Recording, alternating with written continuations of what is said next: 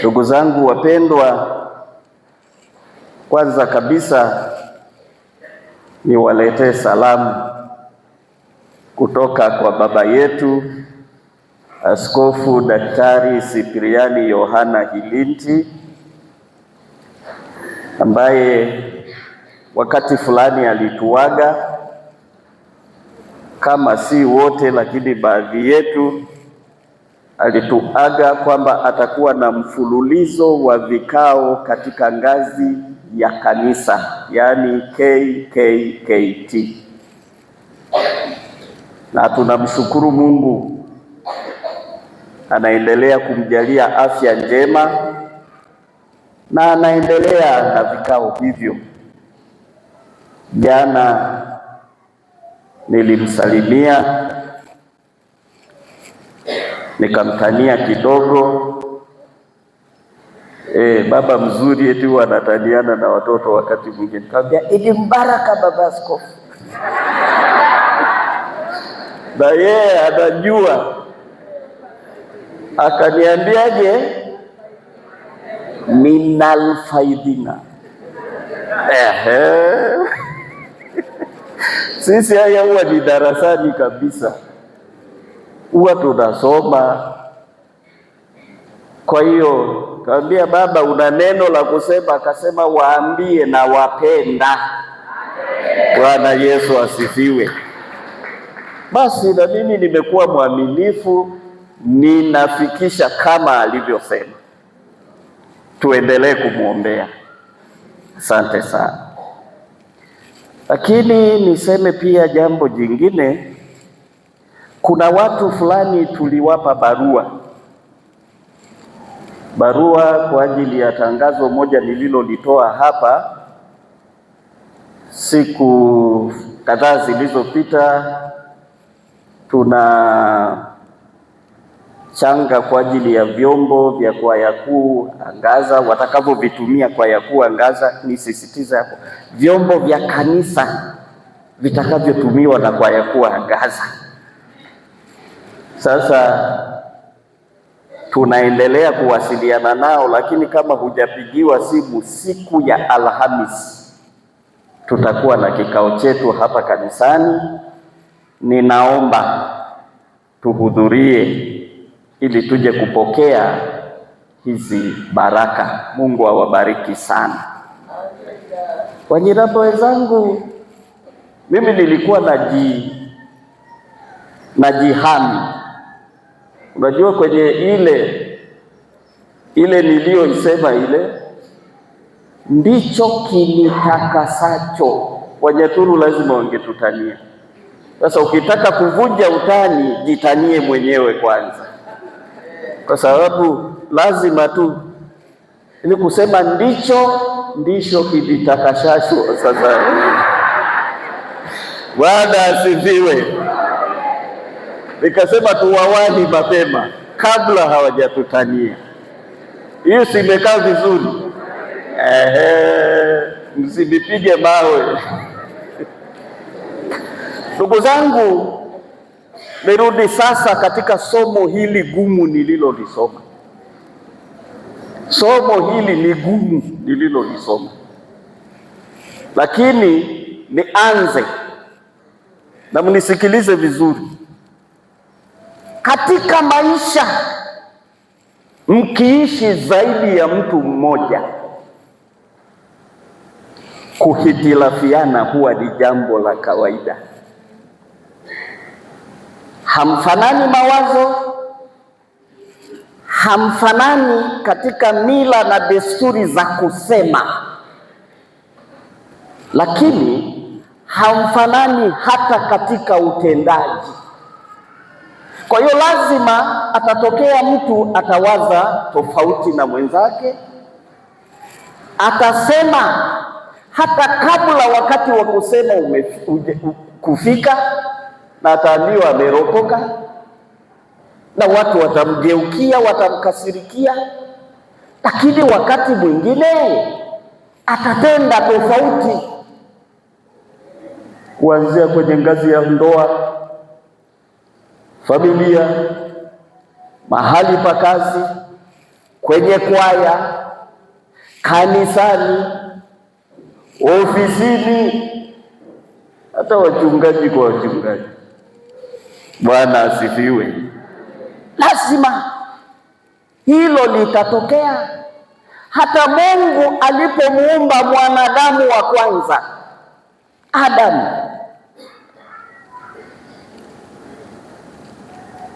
akampa na mke, na Adamu akasema, huyu ni nyama katika nyama yangu na mfupa katika mifupa yangu. Huyo mwanadamu alimkosea Mungu, kapewa maelekezo lakini katenda tofauti. Sabini waambie, Adamu alikuwa mjanja tu, akamtupia kosa Eva, ni huyu mwanamke uliyenipa.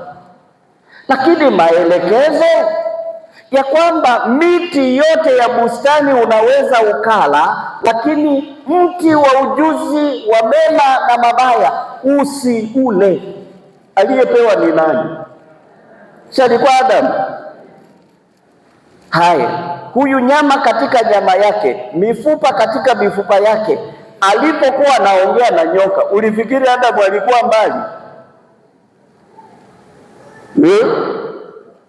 Unafikiri alikuwa mbali? Ndoa ilikuwa changa ile, muda wote wanafuatana. Nyoka anaongea, Adamu domozege kakaa kimya. Alafu leo mnawaonea akina mama. Wakina mama, hebu pigeni vigelegele, hamkukosea. Hamkukosea, aliyekosea ni Adamu. Aidha hakutoa shule ya kutosha kwamba Mungu kazuia tusile huu mti, au domozege. Nyoka anaongea, yeye kakaa kimya.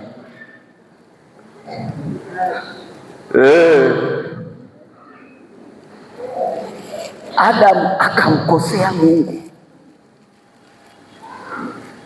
Sasa kukoseana, kuoneana hasira, kuhitilafiana katika maisha ya kila siku hakupaswi kuwa hivyo. Tunahitaji kupatana. Yaani hutakiwi kama binadamu kusema watanijua mimi Mnyampanda iti, watanijua inenemo na nzoka Wanyiramba. Watanijua kwamba mimi ni wa ukoo fulani. Haipaswi kuwa hivyo. Tunapaswa kusameheana.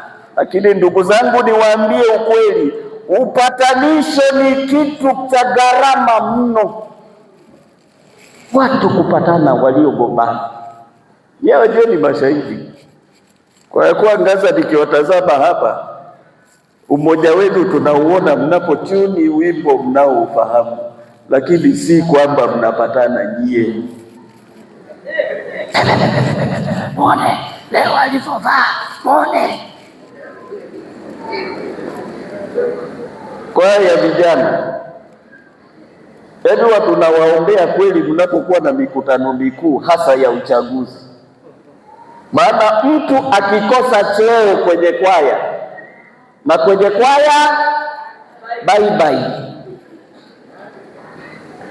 mkisalimiana mpaka ageuzie mdomo huku ndio aitikie. Hasira, hajapata uongozi. Hasira. Mungu atusaidie sana. Kwa maana nasema upatanisho ni gharama kubwa.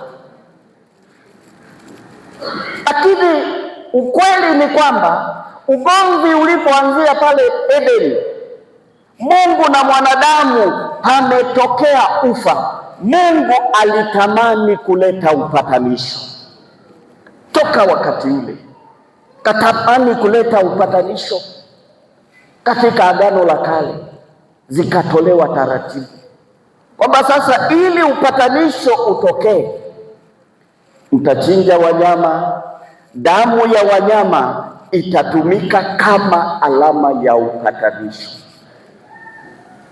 Ndio tumesoma kwenye somo letu la pili, damu ya wanyama inachinjwa, anachinjwa mnyama, damu yake inatumika kupatanisha. Lakini huo upatanisho haukutosha. Kuna kitu ukisoma kwenye Agano la Kale unakutana, kuna kitu kinaitwa kumbukumbu la dhambi. Yaani ukifanya dhambi mwaka huu, ukachinja mnyama mwaka huu, mwaka kesho tena majira kama haya uliochinja mnyama wa upatanisho utachinja tena, kuendelea kukumbuka kwamba nahitaji kupatana. Sasa baada ya hiyo kuonekana kwamba huu upatanisho una mapungufu, Mungu ameleta agano jipya, ambapo huko katika agano jipya amemtoa mwanaye pekee Yesu Kristo aje amwage damu yake pale msalabani ili ilete upatanisho wa kweli. Ndio maana mtunzi wa kalenda anasema kwa Yesu kuna upatanisho wa kweli. Mshangilie Bwana Yesu. Safi kabisa, safi kabisa, nioshe katika damu ya Yesu, takuwa safi kabisa. Ukitakaswa na damu ya Yesu Kristo, wewe ni Mkristo kamili na umetakasika kweli. Kila anayeamini anapatanishwa na Mungu. Naomba nikuache na mambo haya. Wewe uliyetakaswa kwa damu ya Yesu Kristo, wewe uliyemwamini Yesu Kristo kama Bwana na Mwokozi wa maisha yako, wewe Mluteri uliyekiri ukasema, kuanzia leo namkataa shetani na kazi zake zote na mambo yake yote, najitoa kwako Mungu. Jambo la kwanza, tembea kwa ujasiri na imani kubwa kwamba mimi na Mungu ni marafiki, tumepatana, katupatanisha Yesu. Acha kubabaishwa, maana huku kwingine kuna wajasiriamali hao wajasiria imani wanapita huku, wanakuona kama vile wewe Mluteri huna chochote, huna lolote. Handia kwetu, waambia nimepatanishwa na Mungu kwa damu ya Yesu Kristo, na Yesu Kristo yuko hai leo, ameketi mkono wa kuume wa Mungu, ananiombea. Sina sababu ya kutafuta mtu, mimi namtafuta Yesu. Tembea kwa ujasiri. Akikwambia mtu hujaokoka, anayeokoa ni Yesu, sio yeye. Kwa ujasiri kabisa. Waluteri mnanielewa, lakini hebu fanya namna hii kama unanielewa. Yes, nimepatanishwa na Mungu kwa damu iliyomwagika pale Calvary. Sina mashaka. Mtu wa nini? Zimebakia swaga tu za kawaida.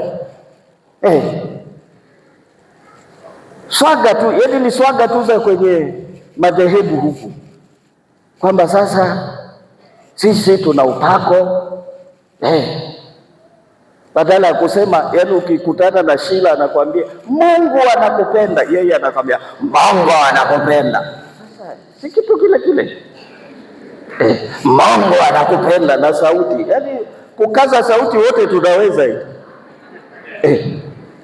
ila tu tunatamka ili watu waelewe Mungu anakupenda.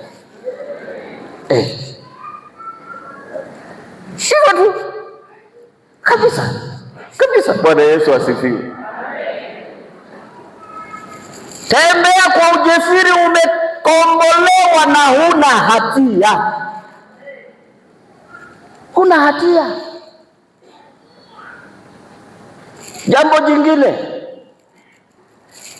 changamoto za maisha hizo zipo, mnielewe, zipo. Utaugua, utafanya hiki, utafanya hiki. Na mimi niwaambie, unajua askofu mimi nampenda sana. Kuna siku moja Alhamisi Kuu nilipataka shida nikiwa hapa kwenye hii mimbari. Wachache walinielewa kwamba huyu kapata shida fulani. Nilikuwa naumwa kweli, nilikuwa wakulazwa, lakini nikaja hapa, nilimaliza ibada, nikapata changamoto fulani. Baba akaniambia, sasa Pasaka ijayo nataka usimame wewe. Nakumbuka Pasaka ya mwaka jana nilisimama hapa, nilikuwa nalipa kisasi, nimeelekezwa na baba, simama wewe, sio mgonjwa kiasi. Nikasimama. Changamoto zipo, lakini pamoja na kwamba zipo, shetani ameshindwa. Ameshindwa. Nitaingia, nitatoka. Mbaji wa Zaburi anasema 23, nijapopita kati ya bonde la uvuli wa mauti, sitaogopa mabaya. Kwa nini? Nimetakaswa kwa damu ya mwana kondoo.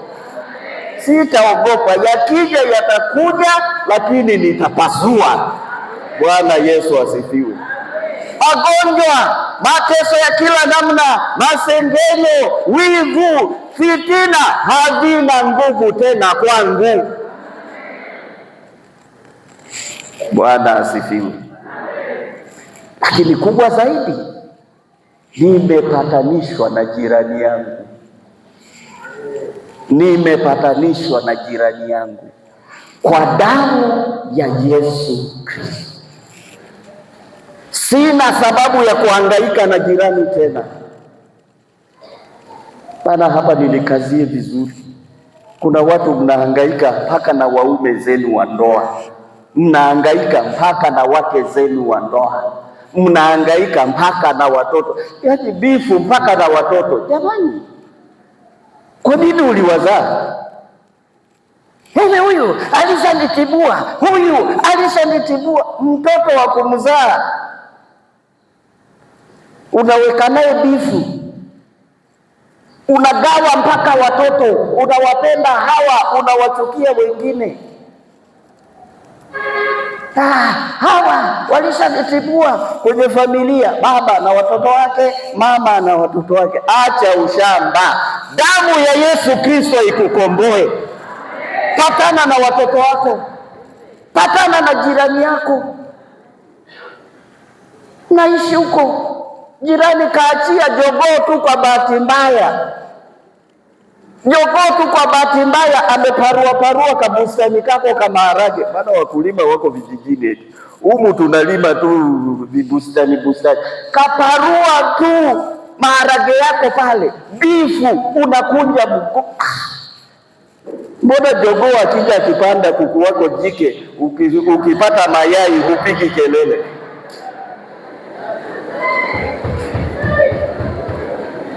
Mbona hupigi kelele?